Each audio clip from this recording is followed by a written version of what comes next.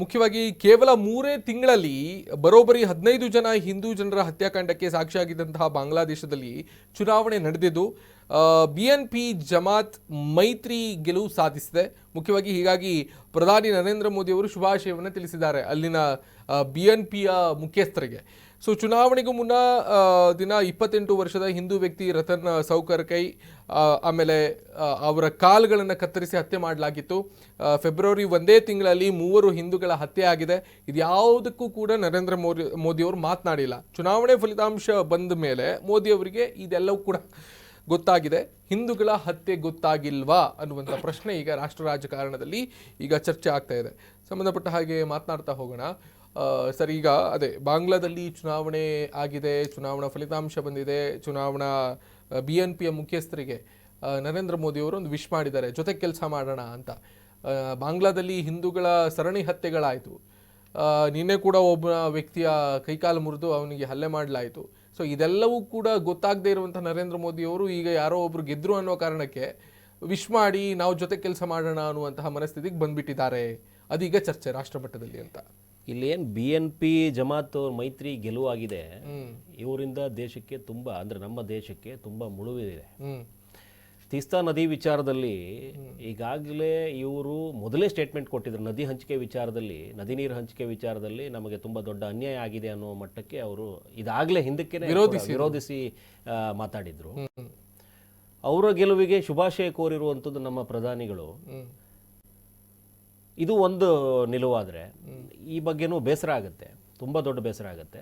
ನಂತರದಲ್ಲಿ ಈಗಾಗಲೇ ಹಿಂದುತ್ವದ ಅಡಿಯಲ್ಲೇ ಹೆಚ್ಚಾಗಿ ಮೋದಿಯವರನ್ನು ಬಯಸಿ ಬಂದಿದ್ದು, ದೇಶದ ಪ್ರಧಾನಿ ಆಗುವ ಮಟ್ಟಕ್ಕೆ ಹಿಂದುತ್ವದ ಒಂದಷ್ಟು ಪರಿಷತ್ತು, RSS ಇವರೆಲ್ಲ ಸೇರಿ ಕಾರ್ಯ ಕೈಗೂಡಿಸಿದ್ರಿಂದ ಈ ದೇಶದ ಪ್ರಧಾನಿಯಾಗಿ ನಿಂತಿದ್ದಾರೆ ಅನ್ನುವಂಥದ್ದು ಒಳಗಿನ ಮತ್ತು ಹೊರಗಿನ ಸತ್ಯ. ಸೊ ಈ ದೇಶದ ಪ್ರಧಾನಿಯಾಗಿ ನರೇಂದ್ರ ಮೋದಿಯವರು ನಿಂತಾಗ ಒಂದಷ್ಟು ಸಮುದಾಯಕ್ಕೆ ಒಂದಷ್ಟು ಬೇಡಿಕೆ ಇದ್ದು, ಅಂದರೆ ಬಯಕೆ ಇತ್ತು, ನಮ್ಮ ಪ್ರಬಲ ನಾಯಕ ಹೋಗಿ ಕೂತಿದ್ದಾರೆ, ಏನೋ ಒಂದು ಆಗುತ್ತೆ ಅನ್ನೋ. ನೆರೆ ದೇಶದಲ್ಲಿ ಕಳೆದ 3 ತಿಂಗಳಲ್ಲಿ 15 ಜನ ಹಿಂದೂಗಳ ಹತ್ಯೆ ಆಗುತ್ತೆ. ಅದು ವಿಕೃತವಾಗಿ ಹತ್ಯೆ ಮಾಡಲಾಗುತ್ತೆ. ಕಾಲು ಕತ್ತರಿಸಿ, ಕೈ ಕತ್ತರಿಸಿ, ಕತ್ತು ಕತ್ತರಿಸಿ. ಈ ಹಸೀನಾ ಶೇಖ್ ವಿಷಯಕ್ಕೆ ಸಂಬಂಧಪಟ್ಟ ಹಾಗೆ ಇಂಟರ್ಲಿಂಕ್ ಅದು. ಹಸೀನಾ ಭಾರತ ಯಾವತ್ತು ನಮ್ಮ ಒಡನಾಡಿ ದೇಶ ಅನ್ನುವಂಥದ್ದನ್ನು ಸಾರಿದ್ರು ಆಕೆ. ಸೊ ಇವರು ಆ ಇನ್ನೊಬ್ಬ ಯೂನಸ್ಸನ್ನ ಇದು ಮಾಡಬೇಕು ಅನ್ನೋ ನಿಟ್ಟಲ್ಲಿ ಇವರಿಗೆ ಒಂದು ಶುಭಾಶಯ ಕೋರುವಂಥದ್ದು ಏನಿತ್ತು, ಪ್ರಧಾನಿಗಳಿಗೆ ಅಲ್ಲ ಆಗಿತ್ತು. ದೇಶದ ಹಿಂದುತ್ವದ ವಿಚಾರದಲ್ಲಿ ಮಾತಾಡುವಂಥ ಪ್ರಧಾನಿ ಮಾಡಬೇಕಾಗಿದ್ದ ಕರ್ತವ್ಯ, ಬಾಂಗ್ಲಾದಲ್ಲಿ ಹಿಂದೂಗಳ ಸಾವುಗಳು ನಡೀತಿರ್ಬೇಕಾದ್ರೆ, ವಿಕೃತವಾಗಿ ಅವ್ರನ್ನ ಸಾಯಿಸ್ತಾ ಇರಬೇಕಾದ್ರೆ ಒಂದು ಸಂದೇಶ ಕೊಡ್ಬೋದಾಗಿತ್ತು. ಅದು ಮುಸಲ್ಮಾನರ ಹತ್ಯೆ ಆಗಿದ್ರು ಕೂಡ ಇಲ್ಲಿ ದೇಶದಲ್ಲಿ ಇವರ ಸಂದೇಶ ಹಂಗೆ ಹೋಗಬೇಕು. ಅಥವಾ ಕೇರಳದ ಒಬ್ಬ ಪಿಣರಾಯಿ ವಿಜಯನ್ನು ಕೋಗಿಲುವಲ್ಲಿ ಏನೋ ಒಂದು ಅಕ್ರಮ ಬಾಂಗ್ಲಾ ವಲಸಿಗರನ್ನ ಅಥವಾ ಕೇರಳದ ವಲಸಿಗರನ್ನ ಟಚ್ ಮಾಡಿದಾಗ ಅಲ್ಲಿ ಕೂತು ಒಂದು ಮೆಸೇಜ್ ಹಾಕ್ತಾರೆ CM ಪಿಣರಾಯಿ ಹಾಕ್ತಾರೆ ಇಲ್ಲಿಗೆ ಬೆಂಗಳೂರಲ್ಲಿ ನಡೆದಿದ್ದಕ್ಕೆ. ಅಂದ್ರೆ ಆ ಸಂಬಂಧಗಳು ಹಂಗಿರ್ಬೇಕು ಅನ್ನುವಂಥದ್ದು. ಆತ ಮಾಡಿದ್ದು ಸರಿಯೋ ತಪ್ಪು ಅದನ್ನ ಆಮೇಲೆ ನೋಡೋಣ. ಅಂದ್ರೆ ನಮ್ಮವರೇ ಅಲ್ಲಿ ಹೋಗಿ ವಾಸ ಇರುವಂಥದ್ದು, ಇದೇ ಇಲ್ಲಿನ ಜನರೇ ಅಲ್ಲಿ ಹೋಗಿ ವಾಸ ಇರುವಂಥದ್ದು, ಅವರನ್ನ ಅಷ್ಟು ವಿಕೃತವಾಗಿ ಸಾಯಿಸ್ತಿರ್ಬೇಕಾದ್ರೆ ಇವರ ಮನ ಕಲಕಲಿಲ್ಲ. ಅಖಂಡ ಭಾರತದಲ್ಲಿ ಕೂಡ ಇತ್ತು ಅಂತ ಎಲ್ಲವೂ ಇದ್ದು ನಮ್ಮವರೇ ಅವರು, ನಮ್ಮವರೇ ಇವತ್ತು ಅಲ್ಲಿ ಹೋಗಿದ್ದಾಗ ಅವರನ್ನ ಆ ರೀತಿ ವಿಕೃತವಾಗಿ ಸಾಯಿಸ್ತಾ ಇರಬೇಕಾದ್ರೆ ಇವರ ಮನ ಕರಗಲಿಲ್ಲ. ಗೆದ್ದಾಗ ಇವರಿಗೆ ಅಲ್ಲಿ ಶುಭಾಶಯ ಕೋರಿ ಅವರನ್ನ ಸಂತೈಸಬೇಕು ಅಥವಾ ಅವ್ರನ್ನ ಎತ್ತಿ ಹಿಡಿಬೇಕು ಅನ್ನುವಂಥ ಸಂದೇಶವನ್ನು ಕೋರ್ತಾರೆ ಇವರು ಅಂತಂದರೆ ಇದು ನಿಜಕ್ಕೂ ದುರಂತ. ಇದು ಇದನ್ನು RSS, ಹಿಂದೂ ಪರಿಷತ್ತು, ಇನ್ನು ಜಾಗರಣ ವೇದಿಕೆ ಅಂತ ಒಂದು ಹಿಂದೂ ಸಂಘಟನೆಗಳು ಯಾವ ರೀತಿ ತಗೊಳುತ್ತೆ, ಅವರ ಮನೋಭಾವನೆಗೆ ಯಾವ ರೀತಿ ಇದನ್ನು ದಕ್ಕತ್ತೆ ಅನ್ನುವಂಥದ್ದು ನನಗೆ ಗೊತ್ತಿಲ್ಲ. ಅಲ್ಲ, ಈಗಾಗಲೇ ಅವರನ್ನು ಬಾಂಗ್ಲಾದ ಹತ್ಯೆ ಆಗಿರುವಂಥ ಸಂದರ್ಭದಲ್ಲಿ ತಾಲೂಕು ಮಟ್ಟದಲ್ಲಿ BJP ಘಟಕಗಳೆಲ್ಲವೂ ಕೂಡ ಅಲ್ಲ ಪ್ರತಿಭಟನೆ ಮಾಡಿದ್ರು. ಅಂದರೆ ಆಗ ಚುನಾವಣೆ ಇತ್ತು, ಲೋಕಸಭಾ ಚುನಾವಣೆ ಇತ್ತು. ಬಾಂಗ್ಲಾದಲ್ಲಿ ಹಿಂದೂಗಳಿಗೆ ಅನ್ಯಾಯ ಆಗ್ತಾ ಇದೆ, ಅದಾಗ್ತಿದೆ, ಇದಾಗ್ತಿದೆ ಅಂತ. ಆಮೇಲೆ ಈ ಇತ್ತೀಚೆಗೆ ನಡೆದಂತಹ ಹಿಂದೂಗಳ ಹತ್ಯೆಗಳ ಬಗ್ಗೆ ಕೂಡ ಯಾವುದೇ ಮಾತನಾಡಿಲ್ಲ ಏನು RSSನ ಸಂಘ ಪರಿವಾರದ ಸಂಘಟನೆಗಳು ಕೂಡ ಯಾವುದು ಕೂಡ ಮಾತನಾಡಿಲ್ಲ, ಮೋದಿಯವರು ಕೂಡ ಮಾತನಾಡಿಲ್ಲ ಅನ್ನೋದು ಮುಖ್ಯ ಆಗಿಲ್ಲ. ಈಗ ಚುನಾವಣೆ ಬಂದ ವಿಷಯಕ್ಕೆ ಸಂಬಂಧಪಟ್ಟ ಹಾಗೆ ಇವರೇನೋ ಒಂದು ದೋಸ್ತಿ ಮಾಡ್ಕೊಳ್ಳೋದಕ್ಕೆ ಹೋಗ್ತಾ ಇದ್ದಾರೆ ಅನ್ನೋದು ಚರ್ಚೆ. ಬಾಂಗ್ಲಾ ಹತ್ಯೆ ವಿಚಾರದಲ್ಲಿ ಒಂದಷ್ಟು ಹಿಂದೂ ಸಂಘಟನೆಗಳು ಮಾತಾಡಿದ್ದು, ಆದರೆ ದೇಶ ಮಟ್ಟದಲ್ಲಿ ಆ ಪ್ರಚಾರಕ್ಕೆ ಬಂತೋ ಪ್ರಚಲಿತಕ್ಕೆ ಬಂತೋ ಇಲ್ವೋ ಅನ್ನೋಂಥದ್ದು ಗೊತ್ತಿಲ್ಲ. ಆದರೆ ಹಿಂದೂ ಸಂಘಟನೆಗಳು ಆ ವಿಚಾರವಾಗಿ ಒಂದಷ್ಟು ಕಾರ್ಯ ಮಾಡ್ತಾನೆ ಇದ್ದು, ಇವತ್ತಿಗೂ ಹಿಂದೂ ಸಮಾಜ ಸೇವಾ ಸಮಿತಿ ಏನೋ ಇದೆಯಲ್ಲ, ಒಂದು ಸಮಾಜೋತ್ಸವ ಏನೋ ಮಾಡ್ತಾರೆ, ಅಲ್ಲೂ ಕೂಡ ಬಾಂಗ್ಲಾದಲ್ಲಿ ಹತ್ಯೆಯಾದ ಹಿಂದೂಗಳಿಗೆ ಒಂದು ನಮನವನ್ನು ಸಲ್ಲಿಸಲಾಗುತ್ತೆ, ನಾವು ಕೂಡ ನೋಡಿದ್ದೀವಿ. ಆದರೆ ಈ ದೇಶದ ಪ್ರಧಾನಿಗೆ ಒಬ್ಬ ಹಿಂದೂ ಅಲ್ಲಿ ಸಾಯ್ತಾ ಇದ್ದಾನೆ ಅಥವಾ ಒಬ್ಬ ಅಲ್ಲಿ ಏನೋ ಇದಾದಾಗ ಅವನು ಅವ್ರಿಗೊಂದು ಸಂದೇಶ, ಅವ್ರಿಗೊಂದು ಮನೋಸ್ಥೈರ್ಯ ತುಂಬುವಂಥ ಮಾತನ್ನು ಕೂಡ ಆಡಬೇಕು ಅಂತ ಅನಿಸಿಲ್ಲ. ಅಲ್ಲಿ ಯಾವುದೋ ಪಾರ್ಟಿ ಗೆದ್ದಾಗ ಇವ್ರಿಗೊಂದು ಮೆಸೇಜ್ ಕೊಡಬೇಕು ಅಂತಂದ್ರೆ ಇದೇ ನಿಟ್ಟಲ್ಲೇ ಇವತ್ತು ಹೆಚ್ಕೊಂಡು ಕೂತಿರೋದು ಟ್ರಂಪ್. ಅಲ್ಲ, ಗೆದ್ದಾಗ ಹೋಗಿ ಹೋಗಿ ಹೋಗಿ ಅವರು ಹೆಚ್ಕೊಂಡು ಕೂತಿದ್ದಾರೆ. ನರೇಂದ್ರ ಮೋದಿ ಅವರ ಸರ್ಕಾರದ ಒಂದು ಇಬ್ಬಂದಿತನ ಏನ್ ನೋಡೋದಂತ ಅಂದ್ರೆ, ಕಾಂಗ್ರೆಸ್ಸಿಗೆ ಪದೇ ಪದೇ ಹೇಳ್ತಾರೆ ಇವರು ತಾಲಿಬಾನ್ ಅವರು ಅಂತ. ಅಫ್ಘಾನಿಸ್ತಾನದಲ್ಲಿ ತಾಲಿಬಾನ್ ಸರ್ಕಾರ ಇದೆ. ಈಗ ಅಫ್ಘಾನಿಸ್ತಾನದಲ್ಲೂ ಕೂಡ ಒಂದು ಅಸ್ಥಿರತೆ ಉಂಟಾದಂಥ ಸಂದರ್ಭದಲ್ಲಿ ಇತ್ತೀಚೆಗೆ ಬಹಳ ವರ್ಷಗಳ ಹಿಂದೆ ಏನಲ್ಲ, 21ಕ್ಕೆ ತಾಲಿಬಾನ್ ಸರ್ಕಾರ ಅಧಿಕಾರ ಹಿಡಿತು. ಮೊನ್ನೆ ಜೈಶಂಕರ್ ಅವರು ತಾಲಿಬಾನ್ ಸರ್ಕಾರ ಅಸ್ಥಿರತೆ ಇದ್ದಂಥ ಸಂದರ್ಭದಲ್ಲಿ ಆಂಬ್ಯುಲೆನ್ಸ್ ಕೊಡುವಂಥ ಕೆಲಸ ಮಾಡ್ತು ಅಂತ. ದೇಶದಲ್ಲಿ ನರೇಂದ್ರ ಮೋದಿ ಅವರಿಗೆ ಬೈಯೋದಕ್ಕೆ ಮುಸ್ಲಿಮ್ರು ಬೇಕು, ಇವರು ರಾಜಕಾರಣಕ್ಕೋಸ್ಕರ ಏನ್ ಬೇಕಾದ್ರೂ ಮಾಡ್ತಾರೆ ಅನ್ನುವಂತಹ ಇಬ್ಬಂದಿತನ ಇದೆಯಲ್ಲ ಇವರದು. ಇವರು ಕೂಡ ಸಿದ್ಧಾಂತದಲ್ಲಿ ಸೋಲ್ತಾ ಇದ್ದಾರೆ ಅನ್ನೋದು ಇಲ್ಲಿ ಮುಖ್ಯವಾಗಿ ಪ್ರಶ್ನೆ ಆಗ್ತಾ ಹೋಗುತ್ತೆ ಅಂತ. ಯಾರು ಇವರ ಗೆಲುವನ್ನ ಬಯಸ್ತಾ ಇದ್ರು ಅವರಲ್ಲೇ ಈಗ ಗೊಂದಲ ಆಗಿದೆ. ಒಂದು ಇವರ ವಯೋಸಹಜ ನಡವಳಿಕೆಗಳಿರ್ಬೋದು, ಅಥವಾ ಇತ್ತೀಚೆಗೆ ಅವ್ರು ನಡ್ಕೊಂಡಿರೋ ರೀತಿ ಇರ್ಬೋದು. ನಿಜಕ್ಕೂ ಬಿಜೆಪಿಗರಲ್ಲೇ ಹಿರಿಯ ನಾಯಕರ ಆದಿಯಾಗಿ ತಳಮಟ್ಟದ ಬೂತ್ ಮಟ್ಟದ ಕಾರ್ಯಕರ್ತರಲ್ಲೂ ಕೂಡ ಒಂದು ಸಂದೇಹ ಬರ್ತಾ ಇರುವಂಥದ್ದು, ನಾವು ಅಂದುಕೊಂಡಿದ್ದ ನಾಯಕ ಇವರೇನಾ? ಪ್ರಧಾನಿಯ ವರ್ಚಸ್ಸನ್ನ ನೋಡ್ತಿದ್ದದ ರೀತಿ ಬೇರೆ ಇತ್ತು. ಆದರೆ ಇವತ್ತು ಅವರು ನಡ್ಕೋತಾ ಇರುವ ರೀತಿಗಳು ಸ್ವಲ್ಪ ಬದಲಾವಣೆಗಳಿದ್ದು, ಮಾತಾಡಬೇಕಾದ ಪರಿಸ್ಥಿತಿಯಲ್ಲಿ ಮಾತಾಡೋದೇ ಇಲ್ಲ. ನೀವು ಮಾತಾಡಲೇಬೇಕು ಅನ್ನುವಂಥ ಪರಿಸ್ಥಿತಿಯಲ್ಲಿ ಅವ್ರು ಇವತ್ತಿಗೂ ಮಾತಾಡಿದ್ದಿಲ್ಲ ಅನ್ನುವಂಥ ಅವ್ರ ಗೊಂದಲ ಆಗ್ತಾ ಇದೆ.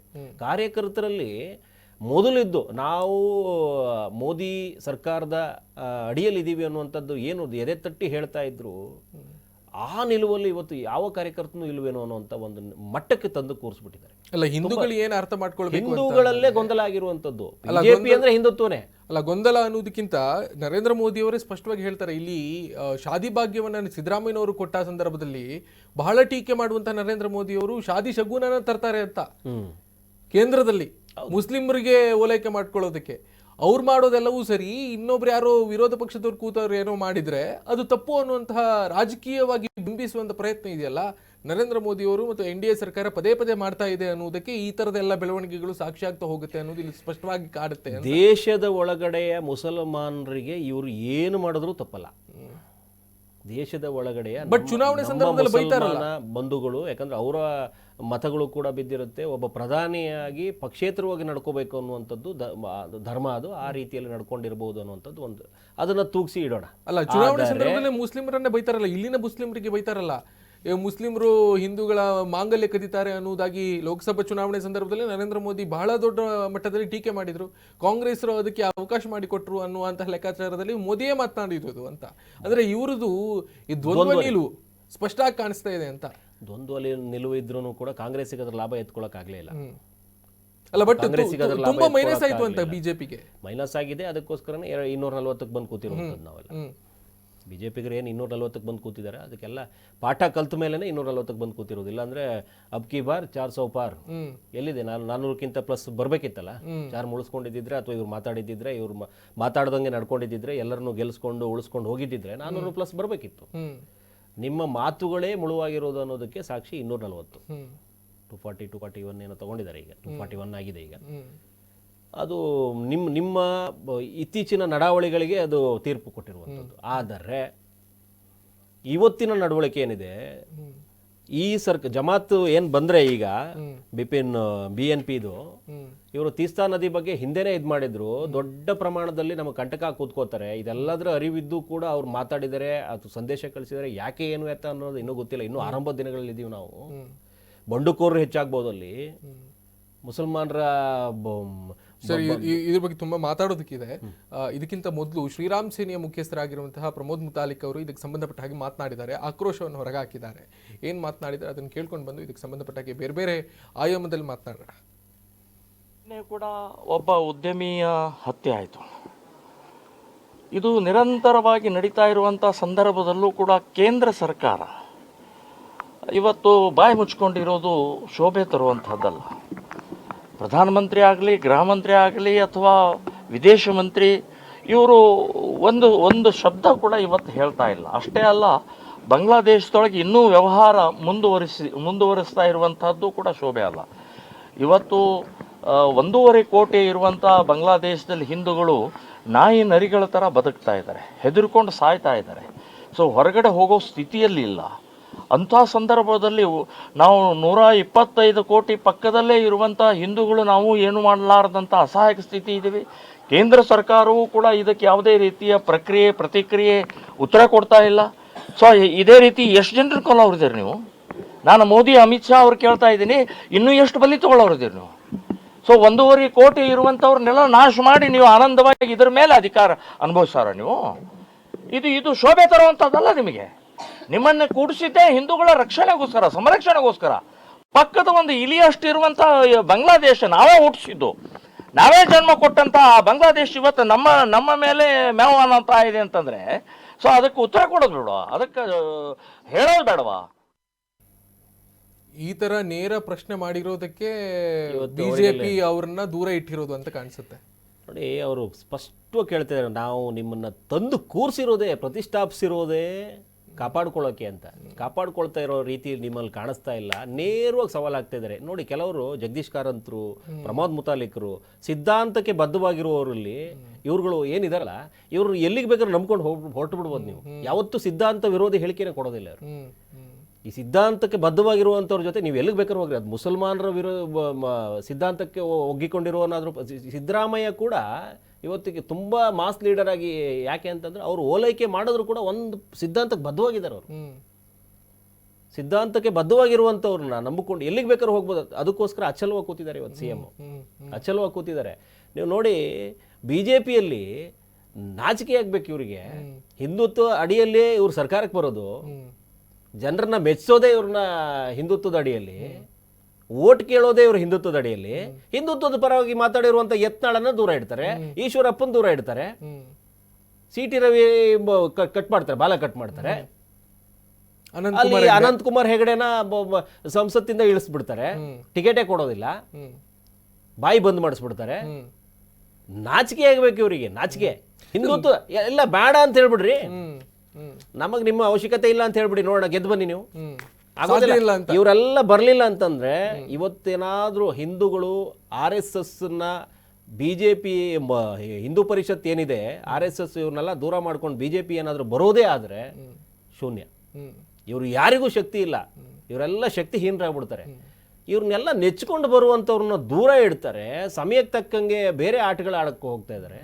ಇವರೆಲ್ಲ ತುಂಬ ನಾಚಿಕೆಗೇಡಿದಲ್ಲ. ಒಂದೊಂದ್ಸರಿ ಅನಿಸುತ್ತೆ, ಈ ದೇಶ ಮಟ್ಟದಲ್ಲಿ ನಿಂತಿರೋರ್ನೆಲ್ಲ ಒಂದೊಂದ್ಸರಿ ಒಂದು ರೀಟ್ಯೂನ್ ಮಾಡಬೇಕಾದ ಅವಶ್ಯಕತೆ ಇರತ್ತಾ ಸರ್? ಇದು ಇಲ್ಲಿ ಸ್ಪಷ್ಟವಾಗಿ ಇನ್ನೊಂದು ಆಯಾಮದಲ್ಲಿ ಪ್ರಶ್ನೆ ಮಾಡೋದಂತಂದ್ರೆ, ಈ ಪಶ್ಚಿಮ ಬಂಗಾಳ, ಬಿಹಾರ, ಆ ಭಾಗದ ಈಶಾನ್ಯ ಭಾಗದ ರಾಜ್ಯಗಳಲ್ಲಿ ಬಾಂಗ್ಲಾದ ವಲಸಿಗರು ಹೆಚ್ಚಿದ್ದಾರೆ, ಅಲ್ಲಿ ಅಕ್ರಮವಾಗಿ ಬಂದು ನೆಲೆಸಿದ್ದಾರೆ ಅನ್ನುವ ಕಾರಣಕ್ಕೆ ಚುನಾವಣಾ ಆಯೋಗದ ಮುಖೇನವಾಗಿ SIR ಅನ್ನ ಇವರು ನಡೆಸ್ತಾರೆ. SIR ಮಾಡೋದ್ರ ಮುಖೇನವಾಗಿ ಅಕ್ರಮ ವಲಸಿಗರ ಎಲ್ಲರ ಹೆಸರನ್ನ ಮತಪಟ್ಟಿಯಿಂದ ಅವರನ್ನ ತೆಗೆಸ್ತಾರೆ, ಚುನಾವಣೆಯಲ್ಲಿ ಗೆಲ್ಲುವಂತ ಕೆಲಸ ಮಾಡ್ತಾರೆ, ಎಲ್ಲದೂ ಮಾಡ್ತಾರೆ ಅಂತ. ಇದು ಎಂತ ದಂದು ನಿಲುವು ಅಂತಂದ್ರೆ, ಈಗ ಬಾಂಗ್ಲಾದೇಶದಲ್ಲಿ ಮತ್ತೊಂದು ಜಮಾತೆ ಇಸ್ಲಾಮಿ ಇಲ್ಲಿ ಭಾರತದಲ್ಲಿ ಬ್ಯಾನ್ ಆಗಿತ್ತು ಅನ್ನೋದು ಕೂಡ ಇವ್ರಿಗೆ ನೆನಪಿಲ್ವ? ಹಾಗಾದ್ರೆ ಅವರ ಮೈತ್ರಿಯಲ್ಲಿ BNP ಅನ್ನುವಂಥ ಒಂದು ಸರ್ಕಾರ ಅಧಿಕಾರಕ್ಕೆ ಬರುತ್ತೆ, ಅವರಿಗೆ ಇವರು ಸಪೋರ್ಟ್ ಕೊಡ್ತಾರೆ. ನರೇಂದ್ರ ಮೋದಿ ಅವರ ನಿಲುವು ಏನು, ಒಲವು ಏನು, ಸಿದ್ಧಾಂತ ಏನು, ಸಿದ್ಧಾಂತಕ್ಕೆ ಬದ್ಧವಾಗಿ ಇದ್ದಾರಾ ಅವರು ಅನ್ನುವಂಥ ಪ್ರಶ್ನೆ ಉದ್ಭವ ಆಗಲ್ವಾ ಇಲ್ಲಿ ಅಂತ. ಕಂಪ್ಲೀಟ್ ಆಗಿ ಸಿದ್ಧಾಂತವನ್ನು ಮರೆತು ಬಿಟ್ಟಿದ್ದಾರೆ ಅಂತ ಇಲ್ಲಿ ನೇರವಾಗಿ ಕಾಣುತ್ತೆ ಅಂತ. ರಾಜಕೀಯಕ್ಕೆ ಒಗ್ಗಿಬಿಟ್ಟಿದ್ದಾರೆ. ಬದ್ಧತೆ ಸಿದ್ಧಾಂತ ಇನ್ನೊಂದು ಅನ್ನೋದಕ್ಕಿಂತ ರಾಜಕೀಯಕ್ಕೆ ಒಗ್ಗಿದ್ದಾರೆ ಇತ್ತೀಚೆಗೆ. ಅವರು ತುಂಬ ದೊಡ್ಡ ಮಟ್ಟಕ್ಕೆ ಎಲ್ಲ ರೀತಿಯಲ್ಲೂ ಒಗ್ಗಿ ಮುಂದಕ್ಕೆ ನಡೀತಾ ಇದ್ದಾರೆ. ಇದು ಸುಮಾರು ಜನರಿಗೆ ಹಿಡಿಸ್ತಾ ಇಲ್ಲ. ಇವತ್ತೇನು ನಾವು ಕಾಂಗ್ರೆಸ್ಸಲ್ಲಿ CM ಕುರ್ಚಿ ಗುದ್ದಾಟ ನಡೀತಾ ಇದೆ, BJPಯಲ್ಲೂ ಅಷ್ಟೇ ಸಿದ್ಧಾಂತದ ಗುದ್ದಾಟ ಒಳಗಡೆಯಿಂದ ಇದೆ. ನಾವು ಸಮರ್ಥವಾಗಿ ಇರುವಂತವ್ರನ್ನ ಆಯ್ಕೆ ಮಾಡಿದೀವ. ಅದಕ್ಕೆ ಮೋಹನ್ ಈಗ ಮುಂದೆ ಬರೋ ನಾಯಕರನ್ನು ಕೂಡ ಆಯ್ಕೆ ಮಾಡಿದ್ರೆ ಅವರು ಇಲ್ಲಿಗೆ ನಿಂತ್ಕೋತಾರ. ಇವತ್ತು PM ಮೋದಿ ಆದ್ಮೇಲೆ ಸರ್ಕಾರ ರಚನೆ ಆಯ್ತು, ಇನ್ನೊಂದು ಸರಿ ನಮ್ಗೆ ಅವಕಾಶ ಸಿಕ್ತು ಅಂತಂದ್ರೆ ಯಾರನ್ನ PM ಆಗಿ ಕೂರಿಸ್ಕೋಬೇಕು ಅನ್ನುವಂಥ ಗೊಂದಲಕ್ಕೆ ಕೂತ್ಕೋತಾ ಇದ್ದಾರೆ. ಯೋಗಿನ್ ಮಾಡಬೇಕು ಅಂದ್ರೆ ದಕ್ಷಿಣ ಒಪ್ಪೋದಿಲ್ಲ ಅವ್ರನ್ನ, ಯೋಗಿನ ದಕ್ಷಿಣ ಒಪ್ಪೋದಿಲ್ಲ. ಅಮಿತ್ ಶಾ ಅವರನ್ನ ಇಡೀ ದೇಶವೇ ಅವ್ರನ್ನ ಗೋದ್ರ ತಂದು ನಿಲ್ಸ್ಕೊಂಡ್ಬಿಡುತ್ತೆ ಮತ್ತೆ. ಏನು ಇವರೇನೋ ಒಂದು ಪ್ರೆಸಿಡೆಂಟ್ ಅನ್ನು ಯಾರನ್ನ ತಂದು ಕೂರಿಸಿದ್ದಾರೆ ಅಂತ ಕೇಳಿದ್ರೇನೆ ಇಲ್ಲಿ ಗೊತ್ತಾಗಲ್ವಾ? ನಿತಿನ್ ನಬೀನು ಯಾರಿಗ್ ಗೊತ್ತಿತ್ತು ಸರ್? ನಿತಿನ್ ನಬೀನ್ ಅನ್ನುವಂತಹ ಒಬ್ಬ ಡಮ್ಮಿ ಕ್ಯಾಂಡಿಡೇಟ್ ಅನ್ನ ಹೊಸ ಅಲೆಗೆ ಬದ್ಧವಾಗೇನೋ ಮಾಡಿದ್ದಾರೆ. ಅದು ಆ ಒಂದು ಲೆಕ್ಕಾಚಾರ. ಇವತ್ತಿನ ನಡವಳಿಕೆಯನ್ನ ಇವರು ಎಲ್ಲಿಗೆ ತಂದು ನಿಲ್ಲಿಸ್ಕೊಂಡ್ರು ಅಂತಂದ್ರೆ, ಏನಾದ್ರೂ ಇಷ್ಟೊಂದು ಮಾರಣ ಹೋಮ ನಡೀತಿದೆ, ಆಗೆಲ್ಲ ಬಾಯಿ ಮುಚ್ಚಿಕೊಳ್ತಿರೋ ಪ್ರಧಾನಿ ಅಲ್ಲೆಲ್ಲೋ ಒಂದು ಕಡೆ ಚುನಾವಣೆಯಲ್ಲಿ ಗೆದ್ದ ಪಕ್ಷಕ್ಕೆ ನೀವು ಸಾಕಾರ ಕೊಡ್ತೀರಿ, ಸಂದೇಶ ಕೊಡ್ತೀರಿ. ಇದು ಯಾವ ರೀತಿ ನಡವಳಿಕೆ ಬರುತ್ತೆ? ಆ ನದಿ ವಿಚಾರದಲ್ಲಿ ತುಂಬಾ ದೊಡ್ಡ ಮಟ್ಟದ ಕಂಟಕ ಎದುರಾಗತ್ತಲ್ಲ, ಆಗ ಇವರು ಸಂದೇಶ ಎಲ್ಲಿಗೆ ಬರುತ್ತೆ ಅಂತ ನೋಡ್ಬೇಕು. ಆಗ ದೇಶಕ್ಕೆ ಯಾವ ಸಂದೇಶ ಕೊಡ್ತಾರೆ ಅಂತ ನೋಡ್ಬೇಕು, ಇವರು ಯಾವ ನಿಲುವು ತಳಿತಾರೆ ಅಂತ ನೋಡ್ಬೇಕು. ಇದು ಸ್ವಲ್ಪ ದಿನಗಳಲ್ಲಿ ತೀಸ್ತಾ ನದಿಯ ನದಿ ನೀರು ಹಂಚಿಕೆ ವಿಚಾರನ ಮುನ್ನೆಲೆಗೆ ತಂದು ನಿಲ್ಲಿಸ್ಕೊಂಡು ನಮಗೆ ಸರಿಯಾದ ಹಂಚಿಕೆ ಆಗ್ತಾ ಇಲ್ಲ ಅಂತ ಹೇಳಿ ಅವ್ರು ಕೂತ್ಕೊಂಡು ದೇಶದ ವಿರುದ್ಧವಾಗಿ ಬರ್ತಾರೆ. ಮೊನ್ನೆ ಕ್ರಿಕೆಟ್ ವಿಚಾರದಲ್ಲಿ ಅವ್ರು ನಡ್ಕೊಂಡಿರೋ ರೀತಿ ಸರಿ ಇತ್ತಾ? ಬಾಂಗ್ಲಾ ಈ ಸರ್ಕಾರ ಬಂದ ನಂತರ ಮತ್ತೆ ಹೆಚ್ಕೋತಾರ ಅವರು. ಹಸೀನಾ ಭಾರತದ ಪರವಾಗಿದ್ರು, ಯೂನಸ್ಸು ಇನ್ನೊಂದು ಲೆವೆಲ್ಗೆ ವಿರೋಧ ಮಾಡಿದ್ರು. ಅವ್ರ ಅಪ್ಪ ಬಂದು ಕೂತಂಗಿದೆ ಈ ಸರ್ಕಾರ. ಅಲ್ಲ, ಬಾಂಗ್ಲಾದ ಮುಸ್ಲಿಮ್ಸರು ನರೇಂದ್ರ ಮೋದಿ ಅವರನ್ನ ತೀವ್ರ ಟೀಕಿಸ್ತಾರೆ ಅಂತ. ಟೀಕೆಗೆ ಅವರಿಗೆ ಈಗ ಎಲ್ಲವೂ ಟೀಕೆಯಿಂದನೇ ಅವರಿಗೆ ಸಂಸತ್ತು ನಡೆಸೋದು ಟೀಕೆಯಿಂದನೇ. ಅಲ್ಲ, ಬಟ್ ಎಲ್ಲೂ ಕೂಡ ನೀವು ಮಾತಾಡಕ್ ಬಂದಿರ್ತಾನೆ ಟೀಕೆಗೆ ಉತ್ತರ ಕೊಡೋದಕ್ಕೆ ನಾವೆಲ್ಲೂ ಬರೋದಿಲ್ಲ. ನಾವು ಉತ್ತರ ಕೊಡೋದು ಉತ್ತರದಾಯಿಗಳಲ್ಲ. ನಾವೆಲ್ಲೂ ಪ್ರಶ್ನಾತೀತರು, ನಮ್ಗೆ ಯಾರು ಪ್ರಶ್ನೆನೇ ಕೇಳಬಾರ್ದು ಅನ್ನೋ ನಿಟ್ಟಲ್ಲಿ ನಿಲುವಲ್ಲಿ ಬಂದು ಕೂತಂಗಿದೆ. ಅಲ್ಲ, ಸೌದಿ ಅರೇಬಿಯಾಕ್ಕೆ ಹೋಗಿ ಇವ್ರು ಏನೋ ರಾಜತಂತ್ರ ಅದು ಇದು ಅಂತೆಲ್ಲ ಮಾಡ್ಕೊಂಡು ಬರ್ತಾರೆ, ರಾಜತಾಂತ್ರಿಕ ವಿಷಯಕ್ಕೆ ಸಂಬಂಧಪಟ್ಟ ಹಾಗೆ. ಇಲ್ಲಿ ಮುಸ್ಲಿಮ್ರನ್ನ ಬೈತಾರೆ ಅಂತ. ಮುಸಲ್ಮಾನರ ಅಂದ್ರೆ ದೇಶದ ಮುಸಲ್ಮಾನರನ್ನ ನಾವು ಯಾವತ್ತಿಗೂ ಬಾಂಧವರಂತಾನೆ ನೋಡ್ಬೇಕಾಗಿ. ಬಟ್ ಇವ್ರು ಬೈತಾರಲ್ಲ, ಬೈಯೋದನ್ನ ಅವತ್ತಿನ ಕಾಲಘಟ್ಟದಲ್ಲಿ ಅದೊಂದೇನು ಒಂದು ಮಾತುಗಳು ಒಂದಷ್ಟು ಬಂದು ಅದನ್ನ ನುಣುಚಿ ಎಣ್ಣೆ ಹಾಕೊಂಡು ಪಾಸ್ ಆಗಿ ಮುಂದಕ್ಕೆ ಬಂದ್ಬಿಟ್ಟಿದ್ದಾರೆ. ಇವತ್ತಿನ ನಡವಳಿಕೆ ಏನಿತ್ತು ಇವ್ರದ್ದು, ಇವತ್ತು ಪ್ರಸ್ತುತಕ್ಕೆ ಏನು ಇವ್ರು ನಡ್ಕೋತಾ ಇದ್ದಾರೆ, ಟ್ರಂಪ್ ವಿಚಾರದಲ್ಲಿ, ಬಾಂಗ್ಲಾ ವಿಚಾರದಲ್ಲಿ, ಪಾಕಿಸ್ತಾನ್ ವಿಚಾರದಲ್ಲಿ ಇವರ ನಡವಳಿಕೆ ಏನಿತ್ತು, ದೇಶದ ಪ್ರಧಾನಿಯಾಗಿ ಇವ್ರನ್ನ ನೋಡಿದಾಗ ಆಂತರಿಕ ವಿಚಾರದಲ್ಲಿ ಮತ್ತೆ ವಿದೇಶಗಳ ವಿಚಾರದಲ್ಲಿ ನಮ್ಮ ವೈರಿ ರಾಷ್ಟ್ರಗಳ ಮೇಲೆ ಇವರ ಪ್ರಹಾರ ದೊಡ್ಡ ಮಟ್ಟಕ್ಕಿರುತ್ತೆ ಅನ್ನೋ ದೊಡ್ಡ ನಿರೀಕ್ಷೆ ಇಟ್ಕೊಳ್ಳಲಾಗಿತ್ತು. ಚೀನಾ ಮೇಲೆ, ಪಾಕಿಸ್ತಾನ್ ಮೇಲೆ, ಅಮೆರಿಕ ಮೇಲೆ ಒಂದು ದೊಡ್ಡ ಮಟ್ಟದ ನಿರೀಕ್ಷೆ ಇತ್ತು ಇವ್ರ ಮೇಲೆ. ಆದ್ರೆ ಅದು ಯಾವುದೂ ಕೂಡ ಇತ್ತೀಚೆಗೆ ಅಂತ ದೊಡ್ಡ ಮಟ್ಟದ ಬೆಳವಣಿಗೆಗಳನ್ನ ಇವರು ತೋರಿಸ್ಕೊಳ್ತಾ ಇಲ್ಲ, ಕಾರ್ಯತಂತ್ರಗಳನ್ನು ರೂಪಿಸ್ತಿಲ್ವೇನೋ ಅನ್ನುವಂತ ಒಂದು ಗೊಂದಲಕ್ಕೆ ದೇಶ ಕಂಡಂಗಿದೆ. ಚುಟುಕಾಗಿ ಹೇಳೋದಾದ್ರೆ, ಈ ಪಹಲ್ಗಾಮ್ ಘಟನೆ ಆದ ನಂತರ ಸಿಂಧೂ ನದಿಯನ್ನು ಪಾಕಿಸ್ತಾನಕ್ಕೆ ಹರಿಯುವುದನ್ನು ತಡೆಯುವಂತಹ ಪ್ರಯತ್ನ ಮಾಡಿದ್ರು ಅಂತ. ಅಂದ್ರೆ ನದಿ ನೀರನ್ನು ತಡೆದು ಏನ್ ಮಾಡೋದಕ್ಕಾಗಲ್ಲ, ಇವ್ರಿಗೇನ್ ಗುಡ್ಡೆ ಕಟ್ಟೋದಕ್ಕೂ ಕೂಡ ಏನಾಗಲ್ಲ. ಅದು ಒಂದು ನ್ಯಾಚುರಲ್ ಫ್ಲೋ ಇರಲೇಬೇಕಾಗುತ್ತೆ. ಇದನ್ನ ಕಟ್ಟಿದ್ರೆ ಇಲ್ಲಿ ನಮ್ಮ ಭಾರತ ದೇಶಕ್ಕೆ ಅದು ಹಾನಿ ಆಗುತ್ತೆ, ಅದು ಇನ್ನೇನೋ ಓಡ್ಕೊಂಡು ಮತ್ತಿನ್ನೇನೋ ಅವಘಡ ಸಂಭವಿಸುತ್ತೆ ಅಂತ. ಸೊ ಈಗ ತೀಸ್ತಾ ವಿಷಯಕ್ಕೂ ಸಂಬಂಧಪಟ್ಟ ಹಾಗೆ ಬಾಂಗ್ಲಾದೇಶ ಜೊತೆಗೆ ಏನು ಒಪ್ಪಂದಗಳೇನಿತ್ತು, ಅದು ಅದಕ್ಕೆ ಸಂಬಂಧಪಟ್ಟ ಹಾಗೆ ವಿವಾದಗಳೇನಿತ್ತು, ಅದಕ್ಕೆ ಸರಿಯಾದಂಥ ರೀತಿಯಲ್ಲಿ ರಾಜತಾಂತ್ರಿಕವಾಗಿ ಏನೆಲ್ಲ ಮಾಡಬೇಕು ಅದನ್ನು ಮಾಡೋದನ್ನು ಬಿಟ್ಟು ಇವರೇನೋ ದೋಸ್ತಿ ಮಾಡ್ಕೊಳ್ಳೋದಕ್ಕೆ ಹೋಗಿ ಅಲ್ಲಿ ಆತನೇ ವಿರೋಧ ಮಾಡಿರುವಂತಹ ವಿಷಯ ಇರುವಂತಹದ್ದು ಗೊತ್ತಿಲ್ವಾ ಇವರಿಗೆ ಅನ್ನುವಂಥ ಪ್ರಶ್ನೆ ಬರುತ್ತೆ ಅಂತ. ಈಗ ಇವರು ಆ ದೇಶದ ಚುಕ್ಕಾಣಿ ಹಿಡಿದವರಿಗೆ ಒಂದು ಸಂದೇಶ ಕೊಡೋದ್ರ ಮೂಲಕ ಒಂದಷ್ಟು ವೈರುಧ್ಯಕ್ಕೆ ಕಾರಣ ಆಗಿದೆ. ಒಂದಷ್ಟು ವಿರೋಧ ಆಗ್ತಾ ಇದೆ ಈಗ. ಅದರಲ್ಲಿ ದೇಶಕ್ಕೆ ಈಗ ತೀಸ್ತಾ ನದಿ ವಿಚಾರದಲ್ಲಿ, ಆಮೇಲೆ ಬಂಡುಕೋರ ಹೆಚ್ಚಾಗ್ತಾ ಇರುವಂತದ್ದು, ಇಸ್ಲಾಂ ಅದೇ ಜಮಾತೆ ಇಸ್ಲಾಂ ಬಲವರ್ಧನೆ ಆಗುತ್ತೆ ಅನ್ನುವಂಥದ್ದು, ಈ ರೀತಿ ಚೀನಾ ಪಾಕಿಸ್ತಾನ ಸಂಬಂಧ ಗಟ್ಟಿಗೊಳಿಸೋ ಸಾಧ್ಯತೆ ಇರುತ್ತೆ ಅನ್ನುವಂಥದ್ದಲ್ಲಿ ಒಂದು 4-6 ವಿಚಾರಗಳಲ್ಲಿ ತುಂಬಾ ದೊಡ್ಡ ಹೊಡೆತ ಆಗುತ್ತೆ ಈಗ ಆಯ್ಕೆಯಾಗಿರುವಂತ ಸರ್ಕಾರದ ಮೂಲಕ. ಒಟ್ಟಿನಲ್ಲಿ ನರೇಂದ್ರ ಮೋದಿ ದ್ವಂದ್ವ ನಿಲುವಲ್ಲಿ ಇದ್ದಾರೆ ಅನ್ನೋದು ದ್ವಂದ್ವ ಅಲ್ಲ, ಅವರು ಒಂಥರ ಗೊಂದಲದ ನಿಲುವನ್ನು ತಾಳ್ತಾ ಇದ್ದಾರೆ. Okay sir.